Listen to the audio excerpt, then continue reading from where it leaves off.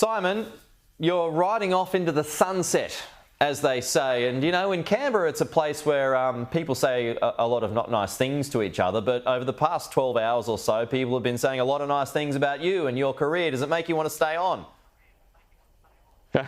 It's been a little emotional, I got to say, if I'm being really honest. And it's tough to walk away, but no, I've made my mind up that it's the right time for me, for my family, my career, to go and do something completely different in a commercial, finance-oriented space with some engagement out into Asia Pacific. So using those finance and trade skills that I hope I developed in those key portfolios in government.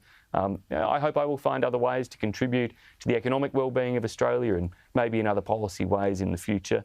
But nearly 18 years in the Senate, it's time to call time. Well, look, two veterans now in yourself and Bill Shorten. I was wondering if you were going to be heading off to a university as well, but you're not. Were you inspired by his departure at all?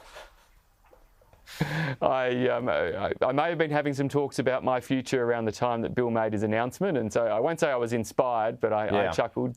Bill came to the Parliament shortly after me, actually, so but only by a few months. Okay. So it is almost an identical time frame for both of us. So yep, he's off into unis, and I wish him well, and hopefully our paths may cross. So Simon, I remember asking him the day after he announced. You said one thing he was proud of and one thing that he regretted. What's one of each for you?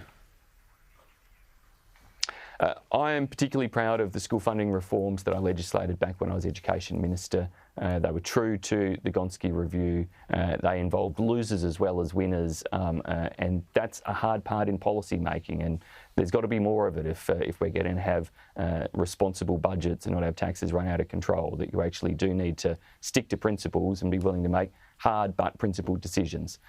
In regrets, look, I wish in my earlier days as senior ministers and so on that perhaps I'd pushed points harder with prime ministers of the day, and particularly I wish that we'd found a way to get same-sex marriage resolved before the 2016 election. I think Malcolm Turnbull would have benefited had that issue that was so tricky, which he ultimately resolved and did so well. But if we'd got it resolved prior to that 2016 election, I think he'd have had a stronger win and been able to go on and be a strong government. And alongside that, hopefully have got the national energy guarantee in place, which I think was a big missed opportunity when unfortunately some chose to tear that down and ultimately tear Malcolm down alongside it. Okay.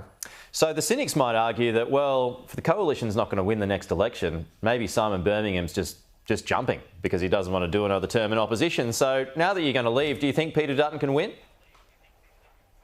Yeah, I do. And in fact, this decision's gotten harder as it's gotten closer because I may be stepping away from being Australia's next foreign minister. But I think, much like Bill Shorten, I'm doing it for my career reasons to go in a different direction.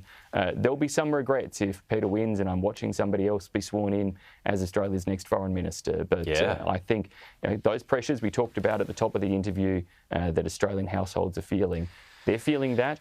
And under Peter, they're going to get a very clear choice. He's not running a small target strategy. He's offering people a different choice in terms of our energy markets with zero emissions nuclear. But they also see a strong leader, true to his values, who will stand up to people when it's required. And I reckon Australians are a fair chance of voting for him. Well done, Simon Birmingham. Congratulations on your career. You know, it's not easy to be in the public eye as much and as long as you have. So well done for your service, and best of luck. I'm sure we'll be talking again in the new year anyway.